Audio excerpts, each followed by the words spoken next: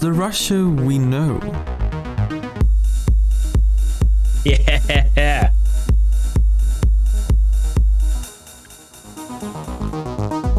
The Russia that spans all the way from Europe. Hey troops, welcome back to the channel. My name's Ryan and I'm a former Royal Marines Commando from the United Kingdom. Today we're going to be reacting to why Russia hides countries inside its borders. It's from the channel OBF. Original link will be in the description. This is my favorite channel at this moment in time, guys. So make sure you stick around, like, share, subscribe for the algorithm, and I'll see you guys in the comments. Let's get into it. Boom. All across Asia, shares a border with North Korea, and eventually ends up here at the Bering Sea. But there's also the Russia we don't know. These people, places, and cultures are all very different, both from each other, but also from what we perceive as Russian. And that's because they are. They reside in parts of Russia that are almost completely autonomous, and there's strangely not that much known about them. The thing is, I think our perception of Russia and Russian people in general, especially over this past year, has been warped with the obvious war in Ukraine, hasn't it? So I'm interested in this video for one very big reason. It's to get to understand, you know, the Russian people holistically speaking, as opposed to just the Russian people at war. Okay, very different set of circumstances. So this video is going to be quite refreshing, to say the least, guys. These parts of Russia are known as republics. There's 22 of these republics. They are essentially countries within a country, as they have their own official languages, constitutions, national anthems, and can control their own natural resources. These hidden cultures are what I would like to show you, mostly because I find them interesting and fascinating, but also because they are slowly disappearing for a reason I'll reveal later. But instead of talking about all of the 22 republics, I'll show you the ones I find most interesting. This is the thing, the sheer size of Russia is humongous, okay? They're very, very different people just on a geographical scale, okay? You're going to look different based on where you were born within Russia. It's absolutely massive, guys. That includes the largest, most disputed, most populated, most exotic, and the most diverse. So what better place to start than Crimea? The Russian this is going to be good. Republic that isn't internationally recognized as a Russian republic, as the status of Crimea is disputed. It is claimed by Ukraine and recognized as Ukrainian by the United Nations and most other countries. But in February 2014, following the 2014 Ukrainian Revolution that ousted the Ukrainian president, Viktor Yanukovych, Russia annexed Crimea after a military intervention by pro-Russian separatists and Russian armed forces. A controversial Crimea-wide referendum, illegal under the Ukrainian and Crimean constitutions, was held on the issue of reunification with Russia. Its official results showed over 90% support for reunification. It's such a complex thing, this whole Ukraine-Russia situation, guys. And it's something that's been going on actually a long time, although the media is mainly put its attention on the invasion that's happening and has happened for the past year or so, give or take. But this thing's been going on a long, long time. You know, the problems that reside within Ukraine, the problems that Russia has in and around the areas of Ukraine, all of the politics aside, it's a very complicated situation indeed, guys. I don't know what the solution to it is. I've done many updates on Ukraine and I'm still no further close to finding what I think would be a viable solution to the problems over there. Because there's people in Crimea who want to be part of Russia. There's people in Crimea who want to be part of Ukraine. There's people inside Ukraine at this moment in time who do want, you know, who are happy with the potential of Russia becoming the main people within that area, okay, in terms of controlling the state. There's a lot who don't, but there is, you know, there's two sides to this coin, troops, and both of them are quite ugly. However, the vote was boycotted by many loyal to Ukraine and declared illegitimate by Western governments, as well as the United Nations. But despite this, Russia formally annexed Crimea on the 18th of March 2014, incorporating the Republic of Crimea and the federal city of Sevastopol. Yeah, so it's like nearly 10 years ago now. As the 84th and 85th federal subjects of Russia. Following these events, however, Ukraine used the Crimean geography against them by cutting off the North Crimean Canal that provided 85% of Crimea's drinking water. Because of this, there's been a massive shrinkage in the area under cultivation in Crimea, from 130,000 hectares in 2013 to just 14,000 in 2017. That's a crazy difference. I didn't realize that most of their water comes from a different source. It's similar to Jordan, actually, in the Middle East. Jordan doesn't actually provide its own water, and I only found that out when I went there with the military on Operation Cougar, and they didn't have the means to be able to provide their own water. They had to import every last gallon of that into their country, so it was very important for them to keep relationships high, as you could imagine. Similar situation here. But even though Crimea has a very long and complex history, and the status of Crimea is heavily disputed, I still want to include it, because the geography, climate, and people of Crimea are all very fascinating. That looks beautiful. You see, Crimea is only naturally connected to Ukraine by the Isthmus of Perikop, a narrow strip of land just 5 kilometers wide, which almost makes it an island. Yeah. Crimea also has mountains and subtropical weather. Not something you'd normally associate with Russia. Yeah, I wouldn't have associated that. I know the weather's different everywhere. Now, ignorance is bliss when it comes to what other people, experience in different places. English weather is crap most of the year, but it does have its elements of, it's nice times, all right, and sunshine and stuff. Granted, it's very sporadic. But Crimea, honest to God, not a place I even remotely thought of having a nice climate, I'll be brutally honest. Crimean Tatars, a predominantly Muslim ethnic minority who in 2014 made up roughly 10% of the population, was formed in Crimea in the late Middle Ages. The Crimean Tatars were, however, forcibly expelled to Central Asia by Joseph Stalin's government as a form of collective punishment. And after the fall of the Soviet Union, Crimean Tatars began to return to the region. Today, 16% of the population are Ukrainian and 68% are Russian. But as I mentioned earlier, Crimea is really hot, so maybe we should move on to a different republic. Honestly, I'm really shocked at the fact that Crimea is like a hot place to go to. It's never really been. Is it even a holiday destination before all of this crap kicked off? Is that something that people used to like visit and stuff? I know that Afghanistan back in the day was a popular tourist destination. It was almost like a hippie trail, I believe. They used to go there to, I think to try opium or something like that back in the 50s and 60s. Don't know how true that is, but I do remember reading that somewhere, that even Afghanistan, which is relatively dangerous or was relatively dangerous, even more so when the war was going on, apparently it wasn't always the case. Might be a similar situation in Crimea. With a climate that much more resembles the climate we would expect in Russia. This is Yakutia, or Sakha. As you can see, it's pretty big. Siberia. In fact, it's the largest political entity in the entire world that is not a sovereign nation. If it were a country, it would be the 8th largest country, between Argentina and India. So yeah, it's pretty big. Here, the largest ethnic group is the Yakuts, representing roughly 50% of the population. This video makes me feel so ignorant, guys. I'm not going to lie. Didn't even know who these people were. Didn't really know about that area on the map. Certainly didn't understand the ethnic diversity that belongs there and how big it is. I need to learn more, honest to God.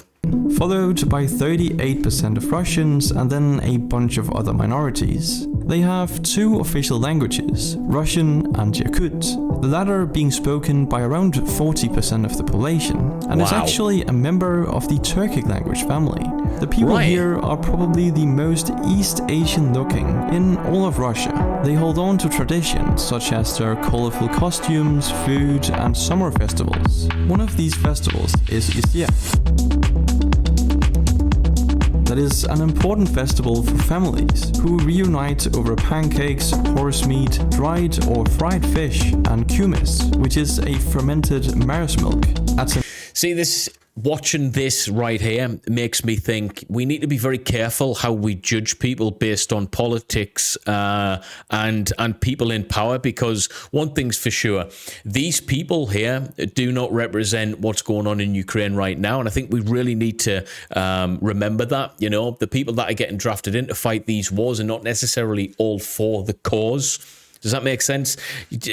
We need to be very, very honest with ourselves of how we judge people, because I see a lot of comments sometimes on, you know, Russia and, you know, how they hate all Russians and stuff as a result of the invasion in Ukraine. We need to not do that. We need to not tarnish all of these people with the same brush. I know a couple of Russians from when I was serving in the military, and my experience was very, very positive. And yeah, we really need to think about the bigger picture. Holistically speaking, Russia is a massive, massive place, and I'm sure full of wonderful people. Everywhere has its bad guys, but normally the bad guys are the politicians at the top. Let's be honest, troops. Attendees at this festival wait in line for hours to press themselves up against the chief sarge, a sort of ritual pillar, to ask the spirits of nature for grace and miracles. Wow. The capital city of Yakutia is fittingly named Yakutsk, and this is quite the city. It's the coldest large city in the world. Whoa, I did not know that. With an average temperature of -8 degrees Celsius. Although in January, the temperatures can go as low as -38 degrees Celsius. Now that is cold. And it's therefore the largest city in the world that is in continuous permafrost. Because of this, food preservation isn't really an issue, although cooking the foods might be. Yakutia is, however, home to more than just cold weather and festivals.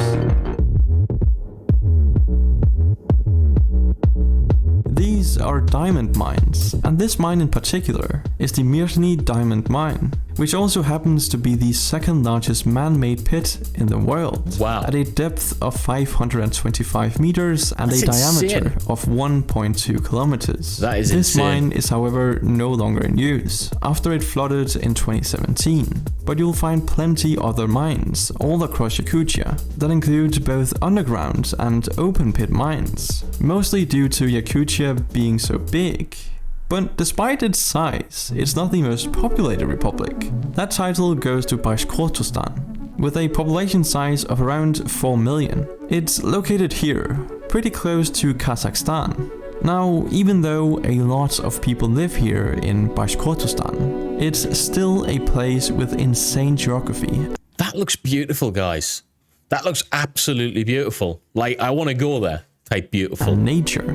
Examples of this include the 2,700 lakes and reservoirs, as well as the 13,000 rivers and multiple mountains that are all found here. In terms of ethnicity of the population, 30% are Bashkirs, 36% are Russians, and 25% are Tatars, and the remaining 9% consists of multiple minorities. Bashkortostan has a rich culture and history surrounding dance and music, which It looks awesome, man. I'm not going to lie. This looks brilliant. explains the extensive network of national theaters, museums, and a number of annual folk festivals. The capital city is Ufa, where roughly a quarter of the population lives, and this is where you'll find Russia's largest oil refineries. But what about religion? Well, you might have noticed that I haven't discussed religion yet, and the reason is that I saved it for the most diverse republic of Russia, Dagestan. This republic is located north of... Right, I would say Dagestan, but I get it. This is home to a lot of famous fighters as well. Russia in general is home to a lot of tremendously capable MMA fighters, mixed martial artists. I don't know what it is about this region, but it produces a real tough individual capable of fighting with his bare hands, his legs. I guess it's the environment in which they're brought up in. I think it's this place anyway. I might be wrong. Let me know in the comments if I am right, troops. Of Azerbaijan, and with a coastline to the Caspian Sea, Dagestan is home to more than 30 ethnic groups and 81 nationalities. For this reason, it's considered one of the most most linguistically and ethnically diverse republics of Russia. But in terms of religion, looks it's awesome. actually not as diverse as you might think, considering 83% of the population adheres to Is it Islam? I think is the majority there. the same religion, although not Orthodox Christianity, which is the largest religion in the rest of Russia. Instead, the people of Dagestan adhere to Islam, Yeah. Points for me. which is likely due to the geographic location of Dagestan and its close proximity to the Middle East. And because of this location, it's pretty warm in Dagestan, Wow. at an average temperature of 26 degrees Celsius Hang on a minute. I thought it was freezing there. There's plenty of warm places in Russia, man. We need to start visiting this place. in July. Quite the opposite of what you would find in Yakutia. And while we are on the topic of temperature, let's move on to the other exotic republics in Russia that are located here with an extensive coastline to the Black Sea. What's fascinating about this region is that it's actually possible to grow tea here. Yes, tea is grown in Russia. I was also confused when I first saw tea plantations here, but it's real, and Russia is actually a surprisingly large consumer of tea, considering they are Right. All right. fifth on the tea Hang on. The UK is third, then fourth Iran, Ireland second. Who consumption was per first? capita list. Although you'll find more than just tea plantations here, as this is a region rich in oil, natural gas, gold, silver, tungsten, and iron, which are all valuable resources. But despite this, it's still one of the poorest parts of Russia, with a GDP of around $3,800 per capita. And that isn't much, but it's a Yeah, that's pretty poor. trend we see in most of Russia's republics, even though they should be generating significant amounts of money from the natural resources they have access to. But in recent years, this has not been the case. Add to that a diminishing right to self-governance and autonomy, and you'll begin to understand there's something going on here. And it actually started 2 decades ago, on Vladimir Putin's election on the 26th of March 2000. This was the start of a period of extensive reforms to centralize authority with the federal government and bring all the republic's laws in line with the Russian constitution. His first acts as president was the creation of federal districts, which were tasked with exerting federal control over the country's republics. Putin later established the so-called Cossack Commission in June of 2001 to examine the division of powers between the government and these regions. The Commission's recommendations focused mainly on minimizing the regional autonomy and transferring lucrative powers meant for the republics to the federal government. Centralization of power would continue over the years as the republics gradually lost more and more autonomy to the federal government. Right, so if I'm getting this correctly, in terms of the changes that came in place, it impacted the regions because they simply couldn't be or in complete control of their economy or their micro economies within their regions. If I'm reading into that right, maybe correct me if I'm wrong, guys. So it seems to me that there's a lot of these regions who are producing a lot of money, but they haven't kind of step in for the other countries that aren't making, or the other regions that aren't making as much money, bring it into it's corrupt, guys. It's corrupt. It's I'm not going to lie, it's above my kind of intellect, this, but I kind of get it. Furthermore, in June 2018, a bill was passed that elevated the status of the Russian language at the expense of other official languages in the republics. And with all of this in mind, it's obvious that Putin is determined to completely get rid of these republics, their cultures and languages, to gain complete control over all of Russia. I was just about to say it's a complete control thing, isn't it? So that's what he's trying to do. He's trying to diminish the these regions there, take control of the economy, the local economies there. And he can do that by, wiping out people's livelihoods and wiping out their way of living and stuff like that. There's so much diversity in Russia. I didn't realize just how much until I've watched this video. And that's the end of it actually there, guys. If you like this one, then, drop a like, share, subscribe to the channel. And I just want to say thank you guys to all the new support that's come my way. I really do appreciate it. But yeah, thank you very much, guys. See you very soon. Peace.